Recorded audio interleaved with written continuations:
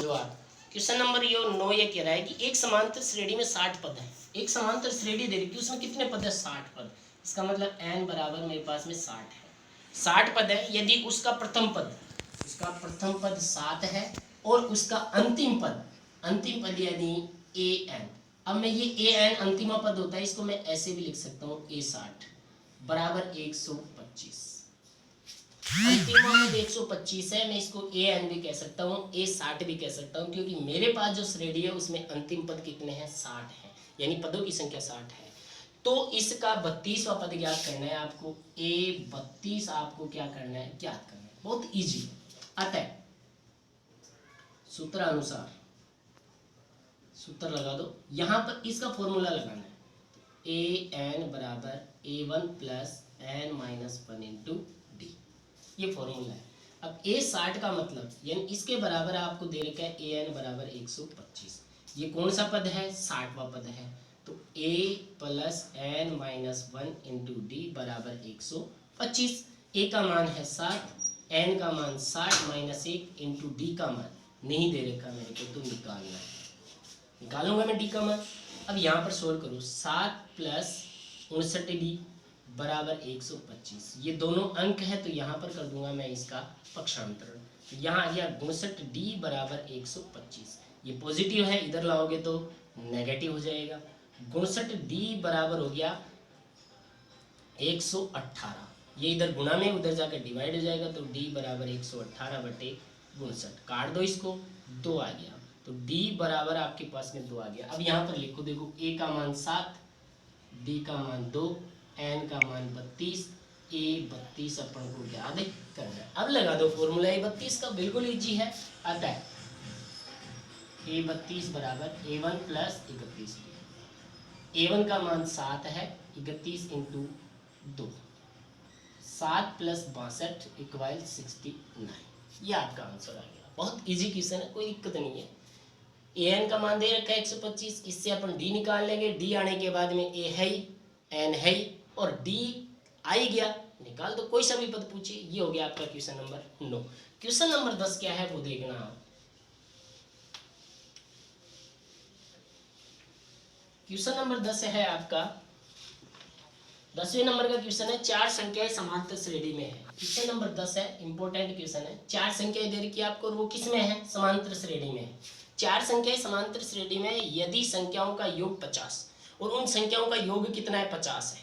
संख्याओं का योग 50 है और तथा सबसे बड़ी संख्या, उनमें से सबसे बड़ी संख्या सबसे छोटी संख्या की 4 गुनी है। तो वो संख्याएं ज्ञात कीजिए। तो हम इसमें संख्याएं पूछ रहा है समांतर श्रेणी में, तो मानेंगे उसमें।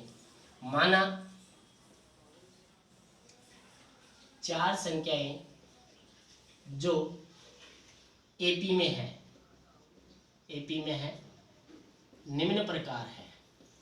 मान ली मैंने, तो यानी P1 पहली संख्या है a, P2 a plus d, दूसरी संख्या P3 a प्लस 2d और P4 है a प्लस 3d। ये चारों संख्याएं मैंने क्या की है? मानी है। मान ली मैंने चारों संख्या, यानी मानने का मतलब ये होता है पहला पद, दूसरा पद, तीसरा पद और चौथा पद। अब आपको पता है ये पदों का फॉर्मूला क्या होता है। अब उसने फर्स्ट स्टेप दिया अपन को, पहली स्टेप दे रखी है क्या? फर्स्ट स्टेप, पहली स्टेप क्या है? चारों संख्याओं का योग 50 है। ये एक स्टेप डाल रखी है उसने। चारों संख्याओं का योग कितना? 50। इन चारों को जोड़ दो, तो पहली संख्या प्लस दूसरी संख्या P1 plus P2 plus P3 plus P4 equal 50। अब P1 का मान कितना है? a, P2 का मान है a प्लस d, P3 का मान है a प्लस 2d, P4 का मान है a प्लस 3d बराबर 50। अब इनका एडिशनल कर दो, 4a प्लस 6d बराबर 50। इसको मैंने समीकरण दे दिया। अब ये 4a कहाँ से आया और 6d कहाँ से आया? 1 2 3 4, 4 बार a है, 4a आ गया, 1 3 और 3 6d। ये समीकरण फर्स्ट बना दिया। सेकंड स्टेप क्या दे रखी है आपको? सेकंड स्टेप है आपकी, वो देखना। सेकंड स्टेप में क्या कह रहा है? सेकंड स्टेप में आपको दिया हुआ है, सेकेंड स्टेप दे रखा है कि सबसे बड़ी संख्या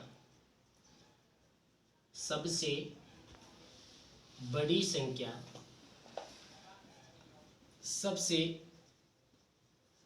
छोटी संख्या के 4 गुनी है। ये सेकेंड स्टेप है और बहुत ईजी है। अब मान लो कि यहाँ पर बड़ी और छोटी कैसे पहचाने, 4 पद हैं यहाँ पर। जैसे मैं एक एग्जांपल लेता हूँ, एक एग्जांपल लिया मैंने कि 4 संख्या है, 2 4 6 8, ये संख्याएं दे रखी है और ये किस में है, समांतर श्रेणी में है। अब मुझे यहाँ पर आप ये बताओ कि इस श्रेणी से आपको समझ में आ रहा होगा कि सबसे छोटी संख्या तो क्या है, 2 है, और सबसे बड़ी संख्या 8 है। तो यहाँ ऑटोमेटिक समझ में आ गया मेरे को कि बड़ी संख्या कौन सी होगी, छोटी संख्या कौन सी होगी। अब इसी को अगर मैं इसमें डालूं, यहाँ a है, यहाँ a प्लस डी है, यहाँ a प्लस 2d है, यहाँ a प्लस 3d है। अब यहाँ पर देखो, ये सबसे छोटी और ये सबसे बड़ी, समझ में आया या नहीं आया। तो सबसे छोटी तो a हो गई, सबसे बड़ी a प्लस 3d हो गई। तो इस तरीके से सबसे छोटी तो a है और सबसे बड़ी a प्लस 3d है। तो इसका मान रखाना है अपन को, इस स्टेप के अकॉर्डिंग इसको सोल्व करना है। तो इसको सोल्व किया मैंने, सबसे बड़ी संख्या है a प्लस 3d, इधर आ जाओ, सबसे छोटी संख्या है a। अब ये क्या कह रहा है वो समझो, 4 गुना, ये संख्या इसकी 4 गुना है। मान लो ये संख्या अगर 2 है तो ये 8 होगी, 4 गुना तो 8 ही होगी। ये अगर 10 है तो ये 40 होगी। तो यानी 4 गुना इसको करना है कि इसको करना है। अगर हम इसको 4 गुना कर देते हैं, इसको 4 गुना कर दिया, तो आपका जो आंसर आएगा वो नेगलेक्ट आंसर आएगा, क्योंकि जो संख्या 4 गुनी होगी वो तो होगी नहीं, और जो नहीं होगी वो हो जाएगी। इसीलिए हमेशा अपोजिट करना होता है आपको। तो 4 गुना इसको करना है, कर दिया 4 गुना। अब इसका सॉल्यूशन करो आप, तो इसका सॉल्यूशन हो गया a प्लस 3d बराबर 4a। इधर a क्या कर देंगे, पक्षांतर। तो ये a पॉजिटिव है, उठाकर उधर भेज दो, माइनस का हो जाएगा। तो यहाँ 3d बराबर 4a माइनस a, तो 3d बराबर हो गया 3a, 3 से 3 कट गया, d बराबर a। ये आपका समीकरण नंबर 2 हो गया। यानी a का मान d है और d का मान a है। ऐसे है ये बात, a के बराबर d आ रहा है या d के बराबर a आ रहा है, तो इसका मतलब ये होता है कि d का मान a है, a का मान d है। अब हम इस a का मान समीकरण 1 में रख सकते हैं, a का मान भी रख सकते हो और d का मान भी यहाँ पे रख सकते हो, क्योंकि a और d आने के बाद में ये संख्याएं बनेगी। क्योंकि यहाँ पर a और d तो है इनमें, a का d का मान आ गया तो संख्याएं बनती जाएगी। अब यहाँ पर मान लगा दो, अतः समीकरण 1 में d का मान रखने पर, इसका मान d का मान रख दिया मैंने। समीकरण 1 है 4a प्लस 6d बराबर 50, 4a प्लस 6 इंटू a बराबर 50। तो यहाँ हो गया 4a प्लस 6a बराबर 50। तो यहाँ हो गया 10a बराबर 50। तो a बराबर हो गया 5, a का मान कितना आ गया, 5 आ गया। कोई दिक्कत। अतः a का मान समीकरण 2 में रखने पर, 2 में रख दो चाहे 1 में रख दो, 2 में रखोगे तो इजी हो जाएगा, 1 में रखोगे तो पक्षांतर करके सोल्व करना पड़ेगा। तो यहाँ पर a का मान समीकरण 2 में रखने पर, तो यानी समीकरण 2 था d बराबर a, तो d बराबर हो गया 5, a का मान 5 और d का मान 5। कोई दिक्कत। a का मान 5 है आपके पास में, d का मान आपके पास में 5 है, ये मान आ चुका है a और d का। अब संख्या बना देंगे। अब संख्या क्या बनेगी वो देखना। पहली संख्या तो क्या बनी, a है, तो इसका मतलब 5 है, बन गई। P2 बराबर है a प्लस डी, a का मान 5, d का मान 5, 10 बन गई। P3 बराबर है a प्लस 2d, तो 5 प्लस 5 इंटू 2, 5 प्लस 10 बराबर 15, ये बन गई। P4 बराबर a प्लस 3d, इसमें 5 प्लस 3 इंटू 5, तो यहाँ बन गया 5 प्लस 15 बराबर 20। अब इसका और इसका देख लो आप, 4 गुना हो रहा है कि नहीं हो रहा है। तो ये संख्या 5, 10, 15, 20 बन गई आपकी। यह आपकी प्रश्नावली 5.2 कंप्लीट हो चुकी है। कोई दिक्कत हो तो आप बोल सकते हो सर ये कैसे आएगा। अब हम इसके साथ ही 5.3 जो प्रश्नावली का अध्ययन करेंगे वो क्या है, 5.3 प्रश्नावली के बारे में हम पढ़ते हैं कि 5.3 क्या है। तो 5.3 में अपन को करना है क्या, इस क्वेश्चन में आपको एक ही चीज का ध्यान रखना है, 2 स्टेप दे रखी है, संख्या आपको बनानी है, संख्या मान लो, बन जाएगी, मानने के बाद आराम से इसको सोल्व कर दो आप, कोई दिक्कत ही नहीं है। एक है पहली स्टेप और दूसरी स्टेप, दोनों स्टेपों से 2 समीकरण बनेंगे, दोनों समीकरणों, अगर ऐसा ही समीकरण इसका बनता तो फिर आपको विलोपन करना पड़ता, समीकरण 1 और 2 का विलोपन कर दो। अब यहाँ पर इस तरीके का समीकरण बन रहा है तो हम मान लगा देंगे, इसके अंदर मान रखेंगे तो ये सॉल्यूशन हो जाएगा, कोई प्रॉब्लम ही नहीं है। दैट्स ऑल, समझ में आ गया होगा आपको अच्छी तरीके से। फिर यहाँ पर समीकरण में मान रख दो, क्योंकि ये चीज़ें तो आपने 9th क्लास में पढ़ी होगी ना, गणित के अंदर ऐसी चीज़ें समीकरणों को इस तरीके से सॉल्व करते हैं। अब हम बात करते हैं प्रश्नावली किसकी, 5.3। 5.3 में आपको क्या करना है, ये फिर से मैं बता देता हूँ। 5.3 में आपको करना होता है योगफल याद करना होता है।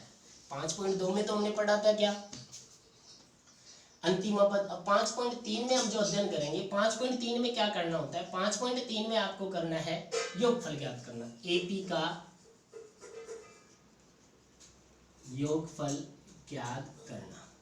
बहुत इजी है, फॉर्मूला मैंने बता ही दिया था आपको, क्योंकि एस एन का मतलब होता है क्या, योगफल, और एन का मतलब आपको पता ही। 5.3 का पहला क्वेश्चन है, पहले का पहला क्वेश्चन आपको एक एपी दे रखी है।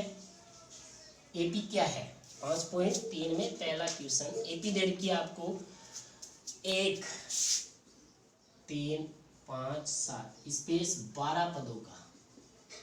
कितने पदों तक का योगफल ज्ञात करना है, 12 पदों तक का। बिल्कुल इजी है। देखो प्रथम पद है 1, सारवंतर है 2, निकाल लो आप सारवंतर कैसे है, d बराबर a2 माइनस a1, तो d बराबर हो गया a2 का मान 3, 1 बराबर 2, n का मान 12, s n ज्ञात करना है। अतः सूत्रानुसार, तो सूत्र लगा दो यहाँ पर, एस एन बराबर n बटे 2 कोष्टक 2a1 n minus 1 into D. Formula मैंने बता दिया था, फॉर्मूला याद रखने हैं आपको।